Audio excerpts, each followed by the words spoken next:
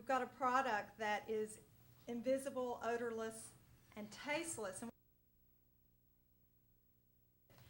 We use it to cook. We use it, electricity, 40% of the state's electricity is generated with natural gas. And so it's used more and more in vehicles.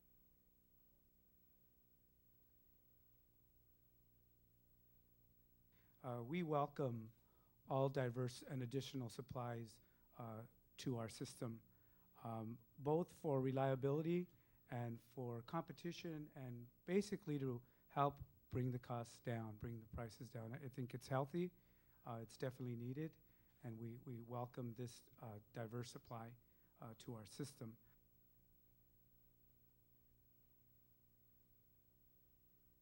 LNG is a brilliant bridge. It's cheap, it's efficient, it's reliable, and it's a brilliant bridge between old technologies and new renewable technologies. It's proven to work, it's safe. We are on track to export about 50 million tonnes by early next decade. We believe it's a growing market. LNG is a natural part of life in Australia. It's a great power source. And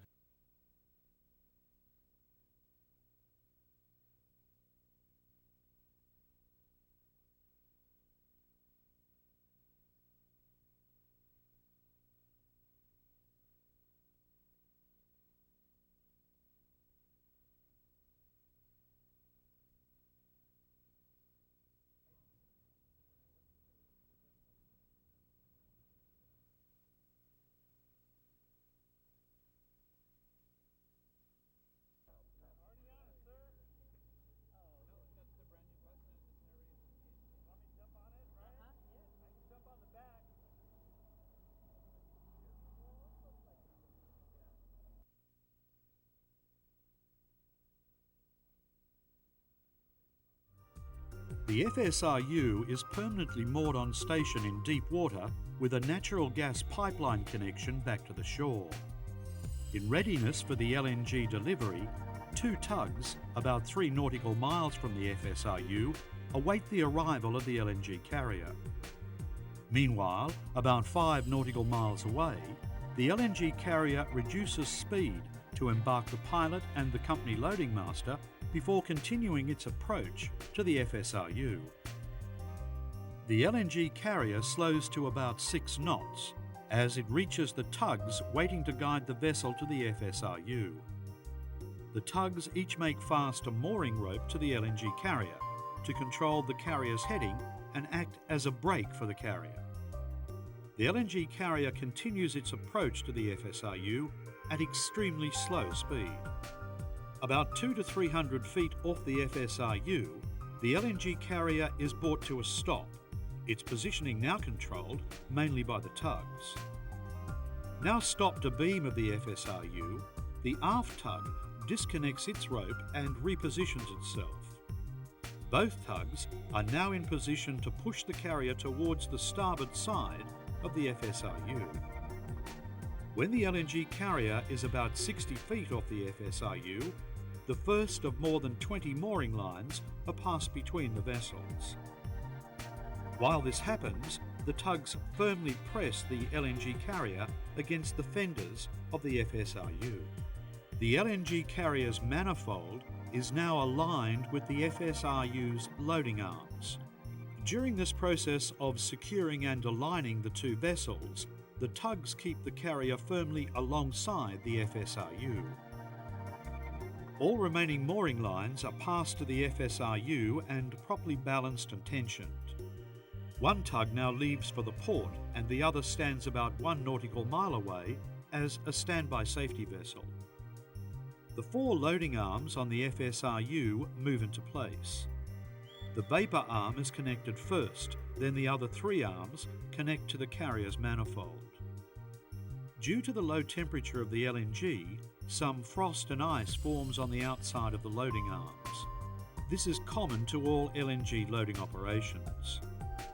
The LNG is pumped from the LNG carrier to the FSRU at a rate of approximately 4,000 to 6,000 cubic feet per minute. Apart from the large LNG storage tanks, There are offshore standard emergency systems on board, and the pumping and regasification equipment is mounted at the bow. For safety, this entire operation is closely monitored and controlled. Each piece of equipment on the FSRU has been carefully selected and tested for reliable and safe operation. The total loading operation takes about 16 to 20 hours. The carrier and FSRU are expected to be moored together for a total of between 20 to 24 hours. This is a view of the FSRU taken from the closest shoreside position over 14 miles away, the closest point of land to the FSRU. As you can see, the size of the vessel is insignificant in comparison to the vast surrounding ocean and the distance to land. Oxnard is the largest nearby city and is about 21 miles from the FSRU.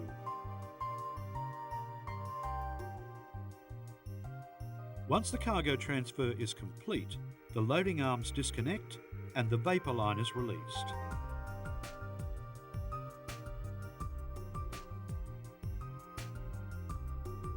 At this stage, the pilot and the two tugs return. Once again, the tugs hold the vessel firmly against the FSRU's fenders. Tension on the mooring lines is eased by the LNG carrier's crew. When directed, the mooring lines are released by the FSRU and winched aboard the carrier. When all mooring lines have been recovered, the tugs facilitate the vessel's separation. Once the LNG carrier is clear of the FSRU and positioned on the right heading, the carrier moves forward slowly under its own power. The escorted carrier proceeds to a position about 2 nautical miles away from the FSRU. At this point, the pilot disembarks and the tugs return to port. The LNG carrier gradually increases speed and proceeds to sea. The entire LNG transfer process is now complete, and the carrier steams back across the Pacific to pick up more LNG. This operation will happen about twice a week, allowing the FSRU to continuously supply natural gas to California.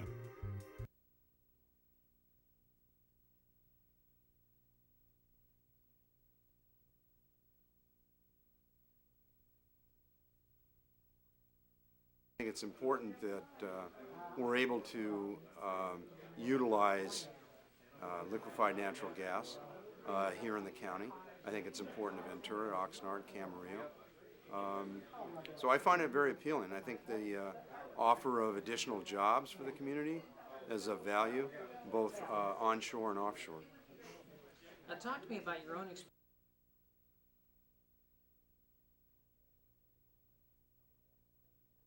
I'm definitely aware of the BHP Billiton proposed Cabrillo Port project. We are investigating its potential to provide additional energy sources in a growing community and growing demands throughout the state of California. I think we need to look at liquefied natural gas as well as other sources of increasing our energy supplies to maintain our quality of life here.